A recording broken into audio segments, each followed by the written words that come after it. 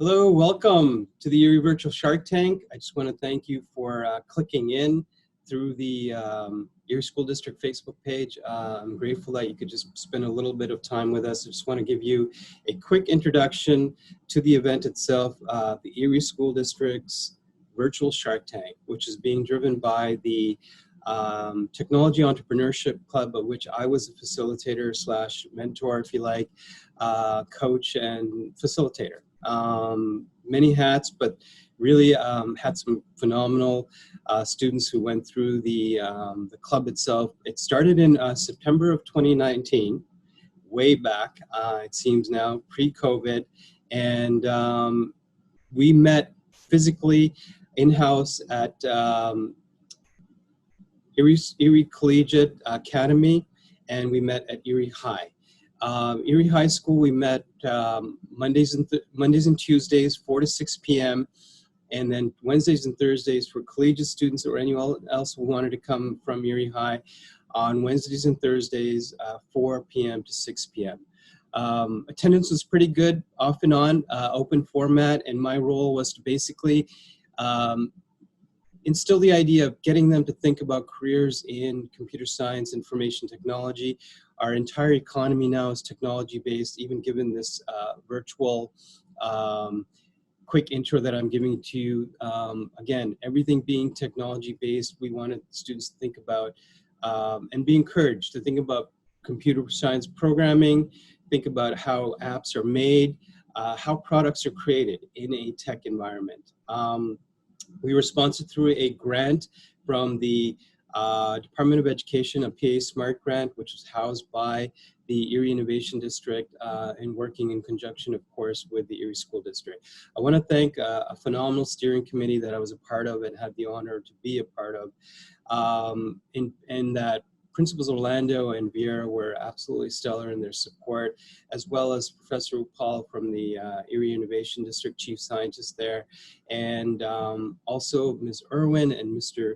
Mozrowski from the Erie School District themselves, absolutely stellar as far as their efforts in getting this off the ground and being able to produce what I think is you'll enjoy to be a very good sort of representation of our public schools here in Erie and the ability that they have and the ideas they have, and you'll hear them through their pitches. I want to introduce you to the students themselves, the most important part of all of this, and they are, the lineup will start, it's one of 6 students, and the first one will be Tommy Moffitt from Erie High with his Sensible app. The second person will be Ishak, who will be introducing his Never Lending app. Third will be Caleb. His app is called the Montessori Museum. The fourth will be Alex with his SATA switch tool.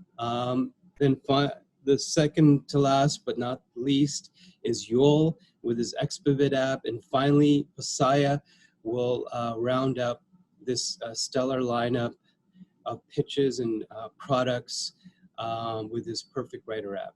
Thank you again for clicking in. It is appreciated. Do give our students a round of applause. And finally, I want to thank, of course, our judges who really came through in a phenomenal way in Mr. Ali Jabri and Mr. Chris Otlian, representatives of Quema Inc. and Rebrick. So do enjoy. Thank you again for clicking in. Thank you to the steering committee altogether. And I want to thank you all for, as I said, your support for our students themselves. Enjoy, and look forward to hearing any comments you might have, any thoughts you might have down the road. Thank you again. Bye for now. Ali, thank you so much again for participating as one of our judges. And for now, I really want to know a little bit about you, about your company, your involvement with Erie Innovation, very, very briefly. Yeah. If you could tell us a little bit about yourself then, just the quick Reader's Digest version. Yeah, sure. So I'm Kenyan. I have Arab descendancy. I've Okay. lived in 5 continents. I speak 5 languages. Wow. This is my third social venture. So I have a passion for running scalable, impacting businesses. So I founded Quema 4 years ago, more or less. It was because one of our friends was kidnapped, and that kind of brought us to this reality where not everybody has the means to get the right help at the right time. And luckily, our friend made it back home. But the truth is, it's not really the reality that happens to a lot of people in the world. And that kind of impulsed us to create this wearable device that allows you to call for help immediately. And Wow. and that's what we've been doing with different users across the world and the different organizations like governments and corporations to protect their employees at face risk, like social workers or traveling sales reps or plastic manufacturers, etc. So I found out about Erie Innovation District through an organization called Singularity University that helped, Okay. yeah, that worked with Erie Innovation District and kind of Yes. helped them launch it. So Okay. I met some folks in Cincinnati in 2017, and we kept in touch, and they told me about that opportunity, how it's focused on security, and it would be interesting, and insurtech, so it would be interesting for us to look into it. So we applied, and next thing you know, we were chosen. So when I went to Erie, I immediately really liked the city. I thought it was a perfect. It was close enough to a lot of places. It was very affordable, which is really important for a global-minded entrepreneur like myself, who has a team in Mexico, has lived in different parts of the world, and has lived in Miami, LA, and I know the differences Wow. in prices. So when I got the sweet spot of the connections we had with Erie Innovation District and the investment, obviously, and the cost of living, like, it made a lot of sense for us Yeah. to be based Yeah. there. And yeah, and that's kind of how also I managed to tell my sister that I was living there, and she was moving to the US for the first time after 5 years. And it made sense for her to just come to Erie, and I helped her get soft landing. She got a job, and then my nephew moved in. So, like, I kind of have a soft spot for Erie. Yeah. I spend time there, but I also have spent time here in St. Louis, which is where I am right now. But it's been great. So that's kind of how I'm tied in. Your ties then to Erie Innovation. Um, Part of what we've been doing with this entrepreneurship club is to promote that within the Erie Public Schools and strengthen our public school system. Obviously, really important to any city, obviously, and of course to Erie itself. What do you think of as far as entrepreneurship? Your thoughts on it, on curriculum? Should we encourage it more, or how do we do it? If you do agree with that, and how can that kind of unpack itself as far as the courses offered or experiences offered for especially Erie School District students? Yeah, I mean, you're preaching to the choir right now. That question is very close to me because believe it or not, I've been promoting entrepreneurship in several cities in several countries to youth, Wow, to I high didn't know school that. students. Okay, Yeah, so in fantastic. Chile, when I lived in Chile for 6 years, I did a tour where I went to 15 regional schools that were in the south of Chile, where there's not really any big cities per se.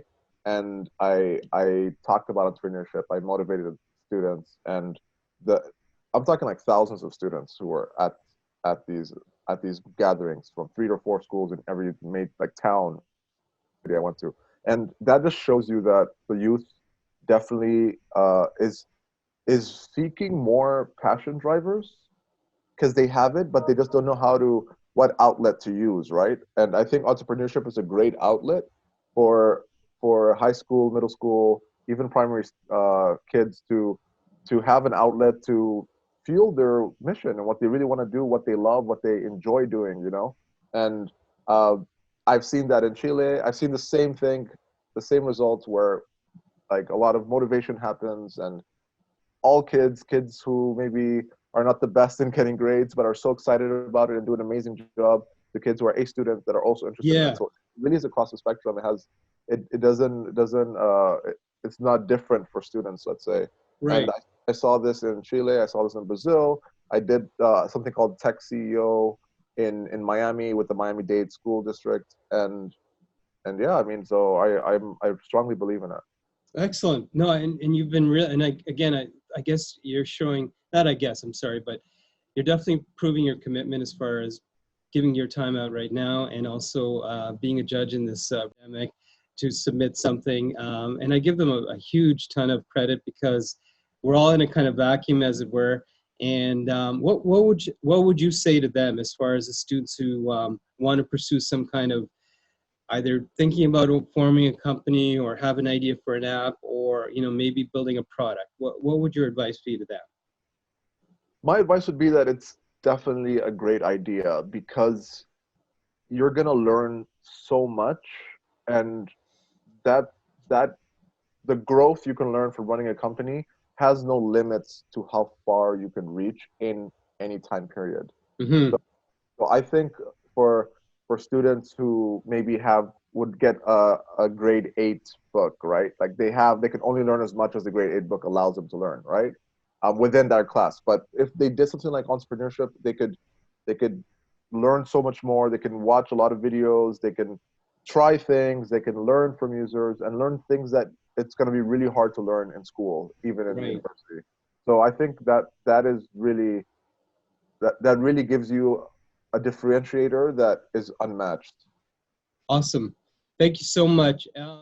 I'm Chris Alton. I'm the CEO of Rebrick. Yeah. We are a company that has gone through many different pivots and iterations over the years. We went through the Secure Erie Accelerator 2 years ago, and then last year we went through Techstars Western Union Accelerator. In both of those experiences, other than getting some much needed financial help to get us started, really helped us refine the idea of what we were doing. And right now that is providing sanctions list compliance automation tools, Wow. which sounds like made up words, but is actually a thing. And it took us a long time to kind of encounter that as a good arena for our technology to solve for people. And it's just an interesting journey. We just celebrated our 4th year of operation about 10 days ago. Awesome. And Congrats. we raised $800,000 in February. Wow. Towards building out our software. So that's kind of where we are. Amazing. Currently 6 employees, including myself, and based out of Denver, Colorado. What would you say to students then in terms of curriculum and what in terms of next steps for them? If they say, you're a rising senior or rising junior and or you're a sophomore or freshman in high school, what approach would you say they should take as far as encouraging, say, an entrepreneurial mindset then? So I think it's an incredibly healthy thing to do. Pursue it, learn about it, learn about yourself. If you don't succeed, you have not failed. Okay. If you don't succeed, well said. That's expected. Okay. You'll need to try this a lot of times. Yeah. And that person who succeeds on the first time out and becomes a millionaire, screw that person. It happens. But for the majority of people who are entrepreneurs, it is you keep on working at it and you do it because it's a passion you have and you love it. Right. And you eventually find that thing that really gives you the reward that you want, whether it be monetary or working for yourself or whatever it is, helping your community. There's a lot of good that can come with your effort. And it does not have to be the I'm an instant millionaire, otherwise I'm not successful. Yes. Well said. Thank you so much again, Chris, for your time right now and being a judge in this virtual Shark Tank. My name is Tommy Moffett, and my idea is called Sensible. It's a job finding app for teenagers and students. The point of Sensible is to simplify the job and internship finding process. Students should be able to get better job offers and have more options for internships and transparent pays. An identifier like a student number will help us keep track of a student's work history and will allow teachers to put their recommendations up. There are many ways to monetize an app like this, the smartest choice being ads. Hey Tommy, how's it going? Interesting application. I have not seen any services for teenagers. Maybe I'm mistaken, but I have not actually seen that, which is pretty interesting. I'm not sure what is allowed. Like I believe you have to be over 16 to work. So 16 and 18-year-olds is who you're looking to work with. It would be interesting to see, so do some research and see if there's any apps like that out there. If there isn't, it's a huge opportunity because a lot of kids between 16 and 18 want to work, even if it's summer, or even if it's on the weekends. So it definitely addresses a need. I would really, first of all, go back to something called the business model canvas. You can print it out. It's one page. You can write down the answers. It gives you a lot of questions to think about. There's also videos on YouTube that you could use that kind of explain what the business model canvas is. And once you understand that, start answering those questions and use Erie as a test bed. There's a lot of teenagers in Erie for sure. And you can maybe even do it manually initially and then think of developing an application.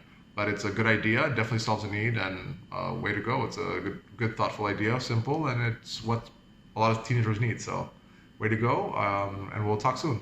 Take care. Hello, Isaac Salgado here, and I have a question for you. Have you ever went online shopping and thought to yourself, I wonder how that bookshelf or that lifestyle star platinum figurine would look in your room? Well, I got the solution for you. I want to develop a new AR app that goes by the name of Neverland, which shows you in real time how those things would look in your house or anywhere in your room, in your backyard, your front lawn, in your office, anywhere basically. Whether or not it be a glass door or a mahogany one. It could even show you a whole new paint job for your walls. It could show your house in a new color or style. It could show you a new refrigerator, a new sink. It could show you all of that, how it would look in your house. It could show you how a new fit will look on you. It could show you how the new Dior sneakers that all the rappers are wearing will look on your feet. It could show you that. And countless other things. Okay, so I know what you must be thinking. You're probably thinking that there are probably the other apps out there with the same capabilities as Neverland. And the answer is no. There are no apps out there with the same capabilities as Neverland. And that's what distinguishes us from all the other apps out there, along with the fact that major retail US companies such as Amazon and Target and Walmart will be aiding us and will be available in these apps to use their products. And those are just some of the vast, countless possibilities that could be brought to life with this app. My name is Isaac Salgado, and I hope that you develop my app. You can reach me at 914-240-3738, and that's 914-240-3738. Please reach out to me. My name is Isaac Salgado, and I'm just pitching for an app. Hey, Ishaq. Great application. I like your presentation. You were very confident. I think it's something you can tell you really know, you researched, and you're very excited about. I would challenge you to look at business model canvas. Google that. If you can, print a paper out and start filling in the answers to the question. It's literally one page. It has maybe 15 to 20 questions on a canvas, and it will help you question more how you can bring this product to life. And you definitely will need a team of people to help you, because it is not going to be easy to scope different types of inventory and furniture, shoes. Maybe you could start with something a bit simpler. Maybe it could be shoes that already have 360 views, and then grow from there. So I would suggest maybe start with one product offering. Maybe it's shoes, maybe it's t-shirts, maybe it's furniture, but what's most important is that 360 images already exist, so you can do more of the work instead of needing help in finding the items that you want to be selling. But in general, it's a great app, and congrats. I suggest you do some more research and try and find team members who can help you bring it to life. Thank you very much. Dr. Maria Montessori believed that the child who has felt great love for his surroundings and for all living things, who has discovered joy and enthusiasm in work, gives us reason to hope that humanity can develop in a new direction. I grew up in a Montessori school where kids learn to love to learn, and every single year we go to the Erie Art Museum, see the pictures and the sculptures and the paintings. It was wonderful. There were little descriptions next to everything about what they were or what they might be about, which were really helpful to me as a kid because I didn't know what anything was. Along those lines, I would like to introduce to you Montessori's Museum. It's based around the idea that anyone can take a picture of anything and get its name. The full package. Imagine how great it would be if a kid could take a picture of a ladybug or an oak tree or heck, a tissue box and then get its name. Or maybe somebody's an engineer and they just ran out of Donaldson Turret P522-193 ultraweb nanofiber. Probably a pretty common problem. It could be a whole day figuring out what the specific type of nanofiber is, or one picture and a scroll. AI has already developed enough where it can recognize pictures that have shapes, patterns, colors, and then compare it with a bunch of other pictures in its database, which is what we'd be doing here. For basic things, like a ladybug, it could probably pin it down to one, send you it, you now know its name. Or, for more complex things, you could take a picture and it could give you a full selection. Maybe a bunch of different types of nanofibers, and you'd figure out which one is actually yours. That way, the AI doesn't have to be super duper advanced. There are some other services out there that do something similar. Google Goggles does pretty much, it aspires to do the same thing, but I've yet to see a good review by a user, and one review said it could only figure out very simple things. Picture this plant identifier is a great service, it really is. For like $30 a month, and it only works on plants. Image web search, called a rusted pipe brown. So, awards. Honestly though, I think this could be great. I think it could be a way for people to interact with their world in a new way, and the earth is art. We should give it a gallery. Thank you for investing your time. This has been Montessori's Museum. Hey Caleb, very interesting concept. I think it's a great presentation you gave. You were really thoughtful on what you said. I did like your puns and your jokes that you played in. It was great. It was very engaging. Just quick feedback. Try and fluctuate what you say a bit more so you have more punches, and that's pretty much the only feedback I have for you in terms of your presentation.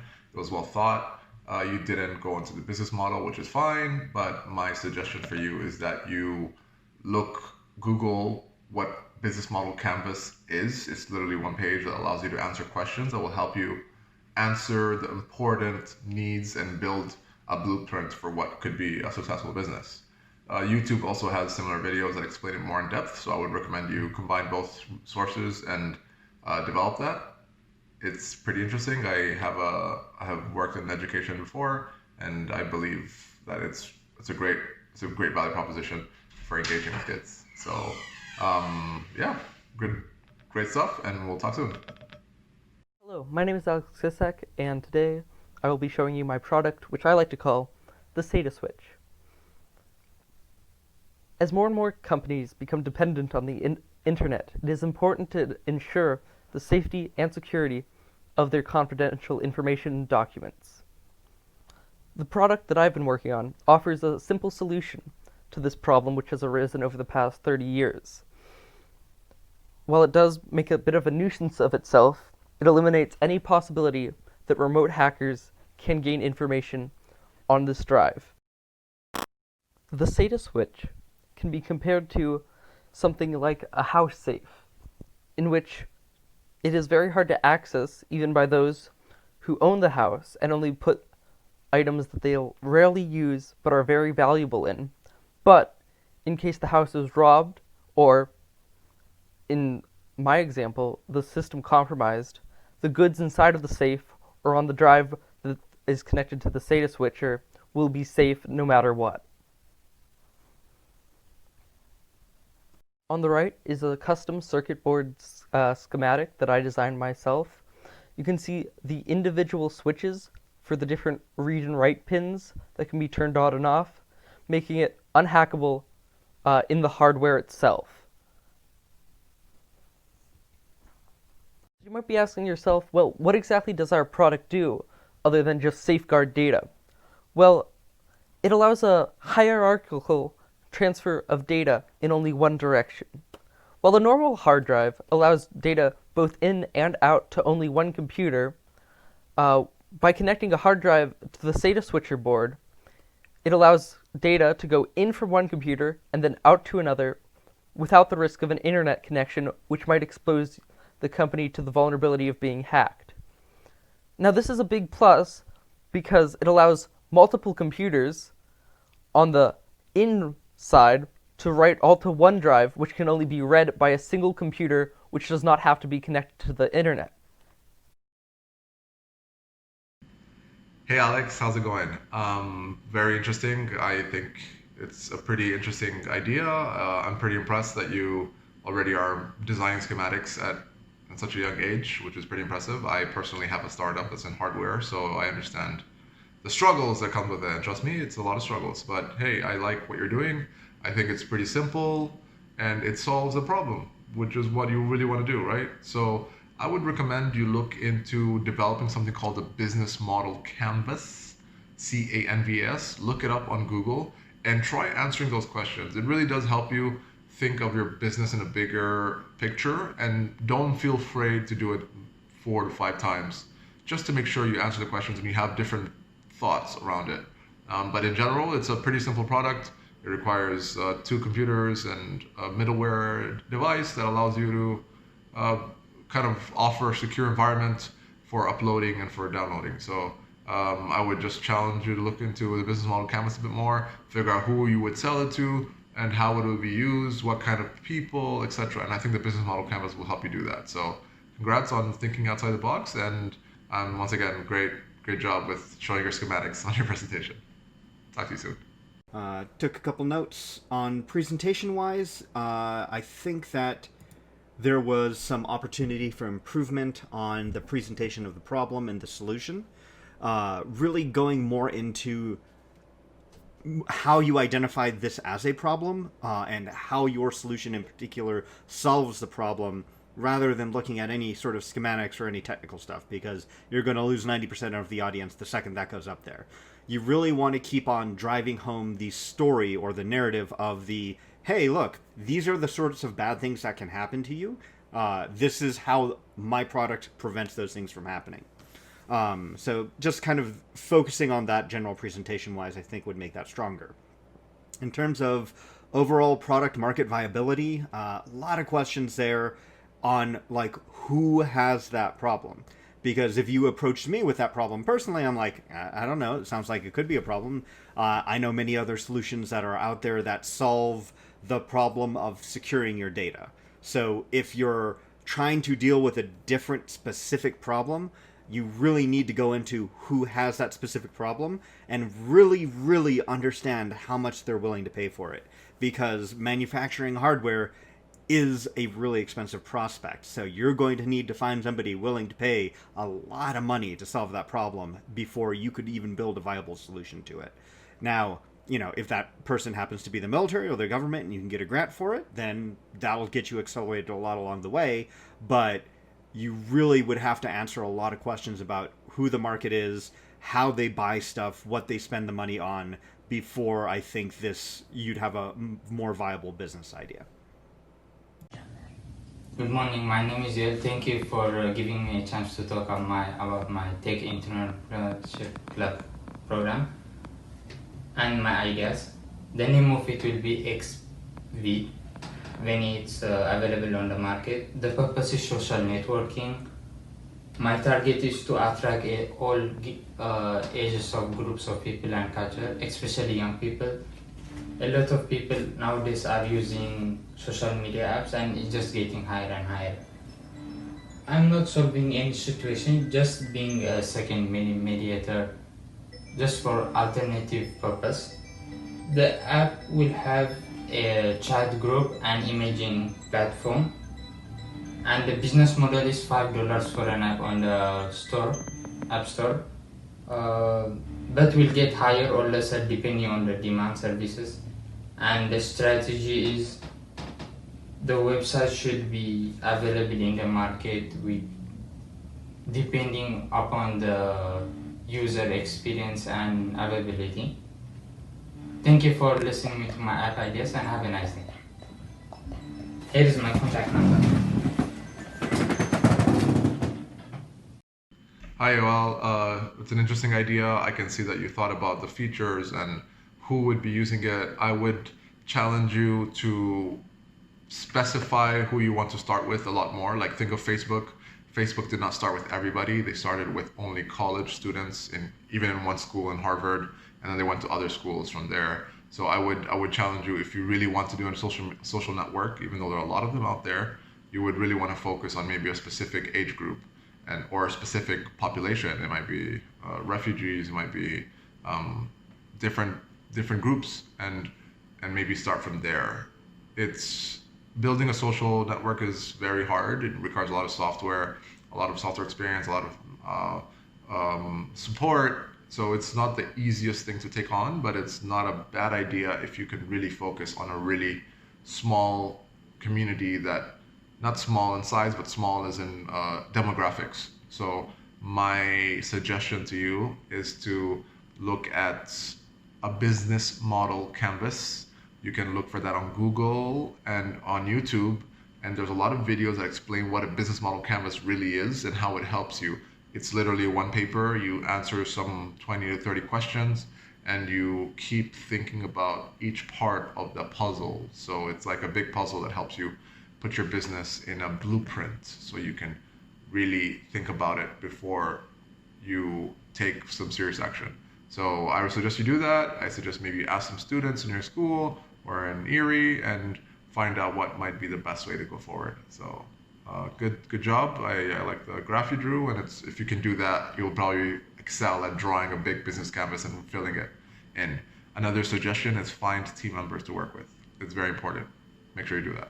All right, take care. Hello Sharks. The name of my app is Perfect Writer. This app will have a great impact on the new Americans. My app will be a writing app that will have daily writing challenges for the user. My app will have the capability to translate into multiple different African languages, such as Swahili, Burundi, Somali. More languages can be added if necessary. I mainly chose languages like Swahili because Swahili is the lingua franca of Africa. That means you'll have the capability to draw in more users. The app will offer options to upload a written work, or you can type the work in the app itself. Some capabilities the app will possess is a grammar checker, audio typing, dictionary, Reword. Reword is a program that will find more concise wording for the users to make their writing better. And a new program that I named Rephrase, which will line up the essay word by word so the user can have the capability to slowly scan through their essay and spot mistakes. The aim of my app is to make new Americans such as myself better writers, so they can have a voice like in this world.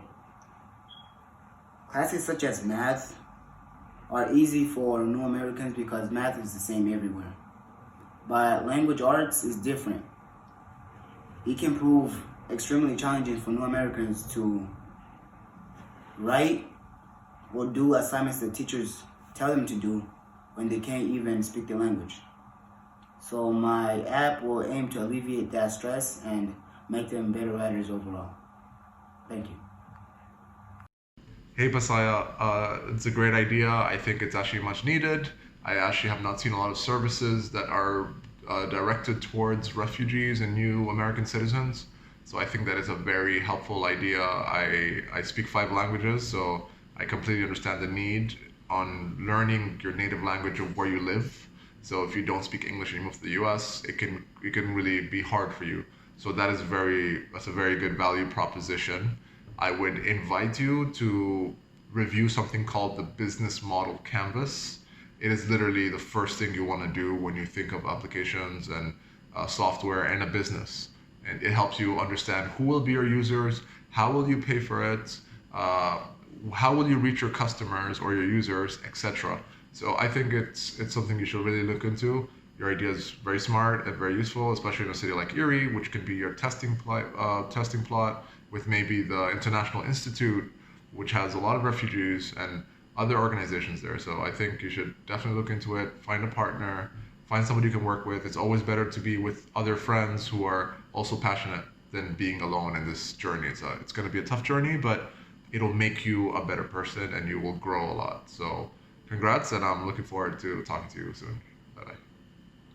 The presentation of the problem and the narrative around that problem was really good. Like, there is a personal connection that you have with this issue. There is a known path that you have identified forward that would have helped you, and that this is kind of born of a passion that you believe will be able to help other people with a similar problem. That's an excellent starting point for this, and a good way to kind of frame your entire presentation. What you didn't address too much, again, on many of the other people presenting, in fact all of them so far, have this also, is the what's the business behind it. You talk a lot about the app, and it very well may be that that was kind of the assignment that you were going towards, but I always kind of look towards what is the business. If you have an app, that's great. You know, it does a cool thing. It's neat. It's interesting. What's the business? How do people interact with the app from a monetary standpoint? Are you doing microtransactions? Like, how are you going to utilize that app to grow and drive your business? You know, you have the ability, because this is kind of a need in the marketplace that's been recognized by the government across different things, that you might be able to get government grants or different things like that. You know, talk about how you see this happening, where your initial market is going to be, who you're going to give this to or sell this to initially to make it a reality from the idea. And going towards kind of the business case here, like finding those opportunities. Who is funding this sort of research? What immigrant community would be the best for you to go for first? Like you mentioned, I think it was Swahili as being kind of the first language. Great, just stick with that. See if you can get people interested in something like this in Swahili and get like 100 people to sign up. Prove the business. You can do that without building an app.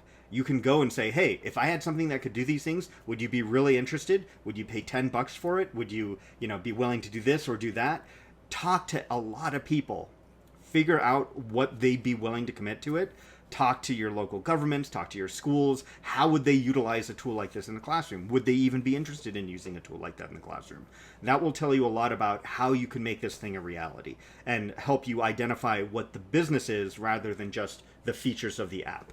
So kind of one of the things that you learn as an entrepreneur is that you are almost always wrong about what people really want versus what you think what people want. And the only way that you can fix that is by going out and talking to them and getting that directed feedback. So I think you need to really take a look at that, and good luck, because it would be awesome if you could do it. All right, it is that time. I want to thank you all for clicking in, first of all, and I just want to thank our student presenters and our judges especially as well for your comments and your feedback. Given everything in terms of criteria, the comments from the judges, involvement with the club itself from way back in September of 2019, and if you can imagine, here we are in June of 2020. So taking a lot of factors into account. Obviously, the pitch and the idea was very important, but not to belabor this too longer, I just want to announce now the top 3 winners of our first annual Erie School District Virtual Shark Tank. So in 3rd place, drum roll, Caleb. Nicely done with the Montessori app. In 2nd place, drum roll, is Isaac. And 1st place, a little bit more of a drum roll, Tommy Moffat. Well done with the Sensible app. Congratulations to all. Congratulations to all the participants. You will all get a $25 Amazon gift card, and as well, the top 3 winners will get a little bit more of a bump as far as the dollar amounts of their gift cards. Thanks again for participating. Thank you again to all of you for clicking in and taking an interest in entrepreneurialism and high school students and middle school students. And also thank you to the steering committee from way back in September 2019. We've done it. We're done June 2020. I wish everyone a great summer, and thanks again for clicking in.